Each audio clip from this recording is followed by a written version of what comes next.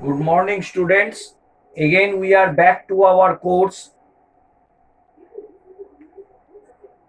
EE704C Power Generation Economics, and we are discussing about uh, module 1 in about the load curves, and presently we will be discussing about the energy resources and their availability, principal type of the power plants, their special features and applications, and what is the present status and the future trends of our electric power energy. So as we know that due to urbanization, due to excessive population, as per the country's growth, the electricity demand has been ever increasing right from the after the independence. So main sources of energy are non-renewable sources and renewable sources. Now the non-renewable sources are the thermal power plants and the fossil fuels. What is available here? Though hydroelectric hydro power plants are somewhat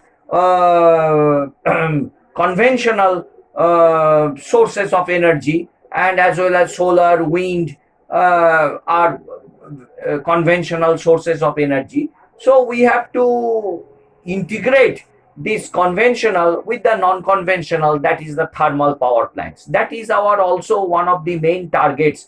Integration of this renewable to non-renewable sources of energy is a very difficult task. So, as we know, very much clear that the country's growth depends on the annual per capita consumption of the state or of the country. So, for each and every country, there is a installed capacity, as well as there is a gross generation, and the total length of the transmission lines, and the annual per capita income for the each and every year. So this is for the United States, United Kingdom, all advanced countries, Australia, and there is also a how much installed capacity is there, how much generation we are at present we are doing through the thermal power plants, nuclear power plants, hydroelectric power plants, what are the renewable sources of energy. So all these things are there, and how much power consumption, that is the utilization of the power, is also one of the very important aspects. Though generation, transmission and distribution up to the load center is one of the important part, but from the consumer end, the utilization of the power, proper utilization of the power, and the business of the selling of the power, and that is the trading of the power, is also one of the most important aspect of the future of our energy scenario in our country. And as we know, our India is divided into five national grids: northern, southern, eastern, western, and northeastern. So we are connected with one national grid, one frequency, and whole one country. So in this way, we are united, and we can tell about our integration and of our system. Moreover, we are interconnected through transmission lines. So wherever there will may be a shortage of power, we can supply the power to that end. And the one of the important statistics is that the installed capacity of the northern area, western area, eastern area, southern area, and northeastern area, that thing you can every 5 years it changes, and you have to see. And there may be a percentage increase in 5 years. So what may be the percentage increase in the northern area for the setting of the plants, and what is the percentage increase in the area in the southern area. So all these things, every 5 year plans, we have to see the data. And moreover, the steam power plants, hydroelectric power plants, nuclear power plants, and the gas turbine plants. These are the four main sources of energy supply to the loads ends or to the customer ends. So mostly the steam power plants contribute about 65%. Steam power plants contribute about 65%. Hydroelectric power plants contribute about the 30%. It is more or less same everywhere. Nuclear power plants contribute about 3%, and the gas turbine plants contribute about the 5%. And as we know that for the during the peak load and during the peak hours where the load, so we supply through the gas turbine power plants, and the base load is being supplied through the hydroelectric power plants. So these are the things we want to discuss. And moreover, we know that our fossil fuels are the coal. So coal is our one of the most important fossil fuel. And coal, what type of coal we will be choosing, that is that it should have a high calorific value, it must have a good weatherability, it must have a calorific value, weatherability, as well as it must have a good sulfur content.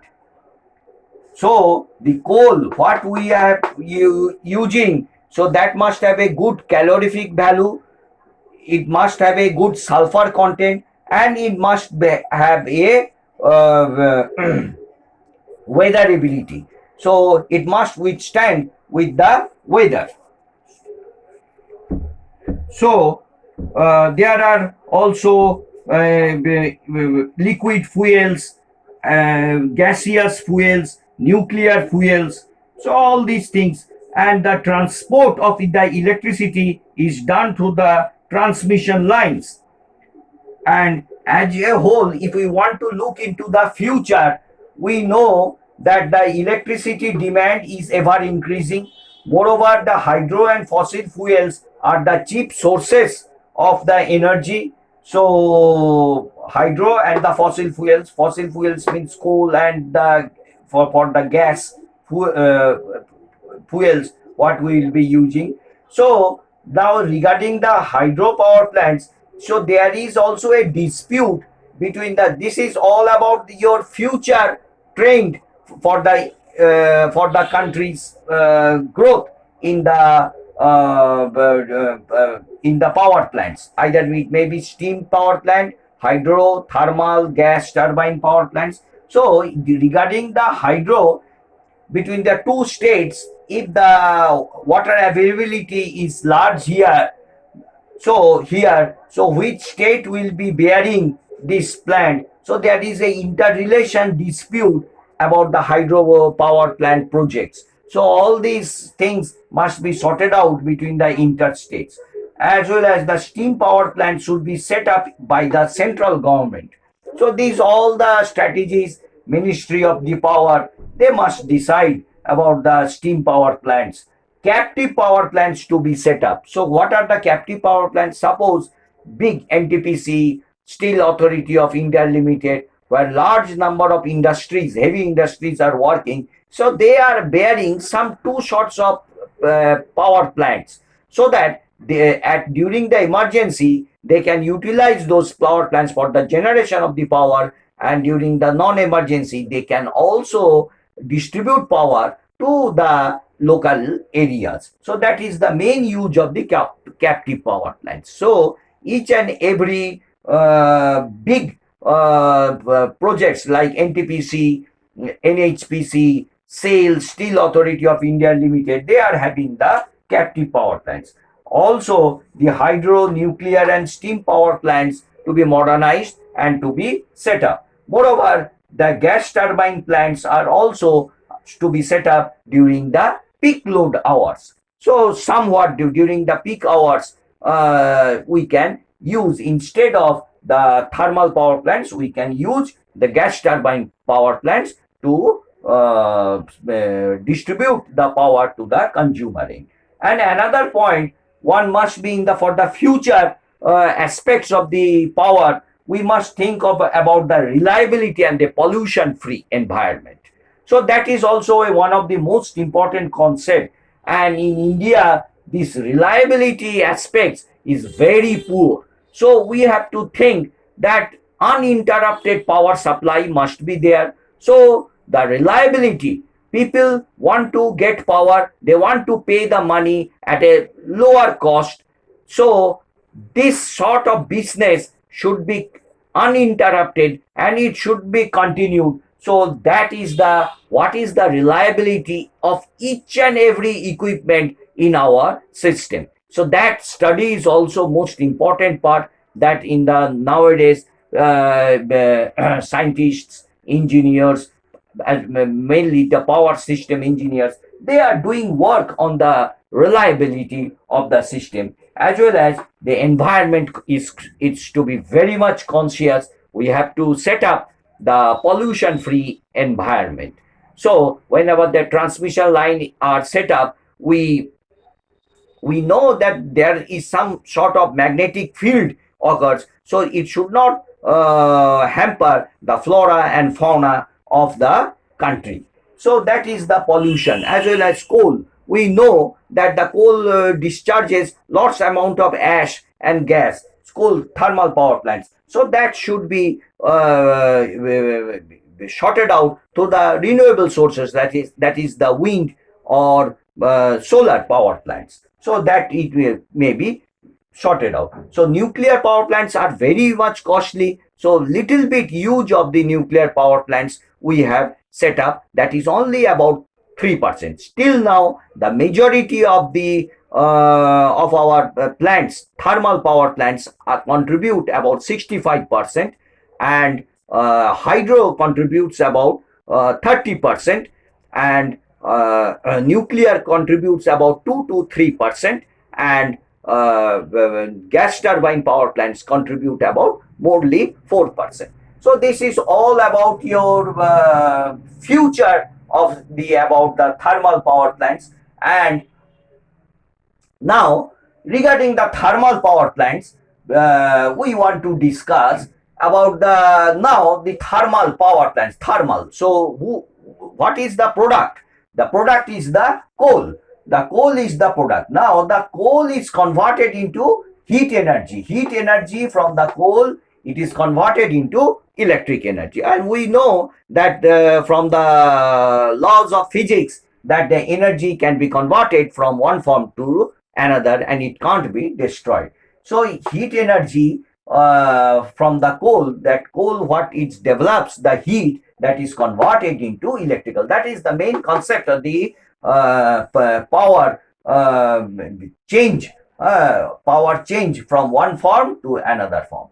So the coal is burnt in the boiler, which converts water into steam. Now, where the coal is burnt, the coal is burnt in the boiler. So the boiler is one equipment in a thermal power plant. So where the coal is burnt, which converts water. Now the heat developed in the boiler converts this water into steam.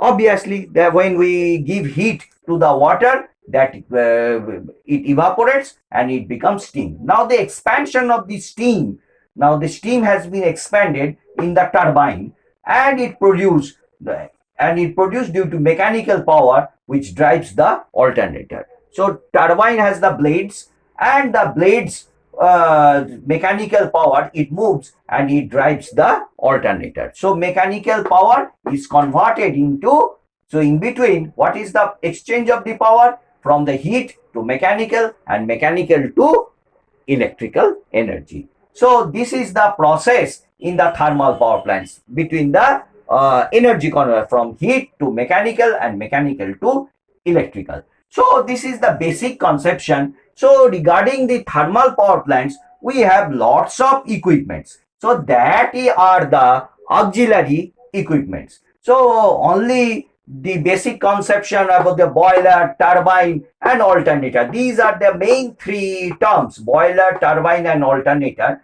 But instead of these, to make the system more modern, so there are lots of auxiliary equipments. Now, what are the auxiliary equipments? Let us discuss one after another. So the auxiliary equipments are, rather you can know, and still I am telling. One is coal handling plant, number two is pulverizing plant, number three is draft fans, number four is boiler, this boiler, number five is ash handling plant, ash. So whatever the coal has been burned, the ash is there, so the ash will be handled. And the number six is the turbine, the boiler turbine, and seventh one is the condenser. So we have to cool the heat, that steam in the condenser. So there are cooling towers, so cooling towers are also there. So whatever the water has been again received and then it has been again utilized, so feed water heater, recycled feed water heater, economizer, superheater of and reheater, superheater and reheater, air preheater, alternator. So that is the alternator part, that is your generator. And all the protection and control equipments, we have to protect the instrument, that is the that the machine, we have to protect the machine, that is the generator. So through the control equipment, so the equipments are there. So and the instrumentation, so all sorts of instruments are there, so we have to protect all these equipments. So very costly equipments are there, so relays are there and lots of equipments are there. So integrated circuits are also there. So that sort of things, instrumentation part is also involved in a thermal power plants. So let us discuss about the coal handling plant. Now coal handling plant, you can say that it is an automatic feeding of coal. So the coal has to drop in the pits from the automatic feeding of the coal. Pulverizing plant, so it has to be broken up dust-like size. The coal has to be broken up in the dust-like size. Now draft fans, so it requires airs and removal of exhaust gases. So fans are there, so the exhaust gases and the air must be there, air is should be there so that it can remove the exhaust gases. Boiler, so boiler, you know that the water is converted into steam.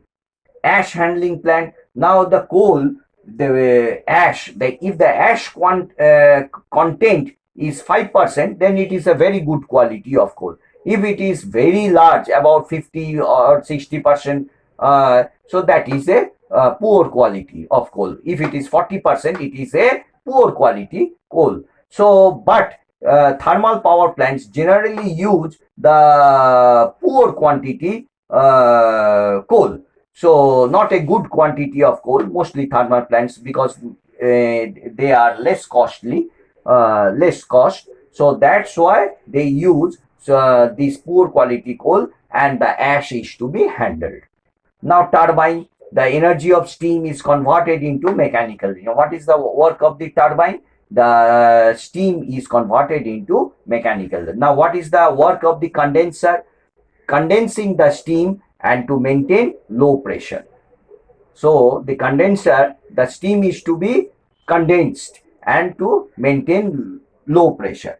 So the steam, you know that it is had become a high pressure. So when it is condensed, it becomes a low pressure. Why it is done? to increase the efficiency. This NiT symbol simplifies that to increase the efficiency. This is the efficiency symbol.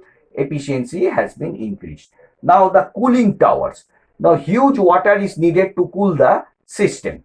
So water is also needed to cool the system. Now feed water heater. Now feed water, the steam from the turbine is fed to the boiler. So this is the feed water heater, the steam. So whatever steam is generated is again fed to the boiler, fed water heater. So whatever is the condensed it has been received, then it has been again fed to the water has been got, and again it is fed to the heater. And economizer means the flue gases are extracted from the boiler. The flue gases that are extracted from the boiler, that is the work of the economizer. Now the superheater and reheater, here the steam is saturated. The steam in the superheater and reheater, here the steam is saturated. Now air preheater, now heat from the flue gases are reused. Now again the heat, whatever the flue gases they produce the heat, they are again reused for the air preheater. And you know that alternator is there under protection of the control equipments, and this is also study how to protect, that is also a instrumentation part. So this is way you can know about the auxiliary equipments.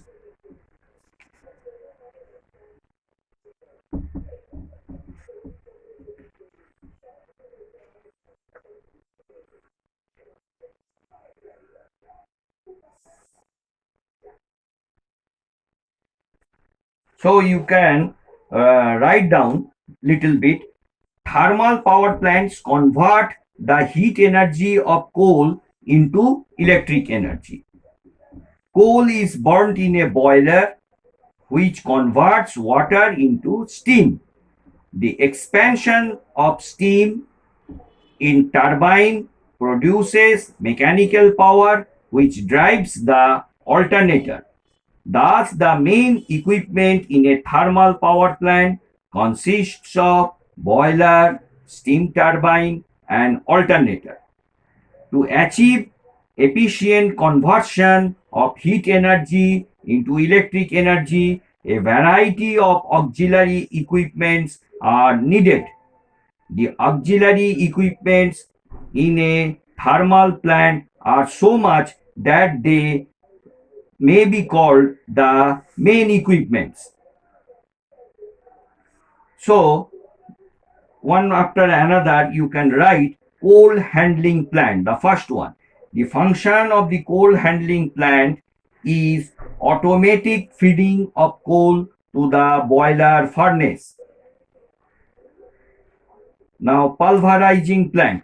In modern thermal power stations, coal is pulverized from ground to dust like size and carried to the furnace in a stream of air.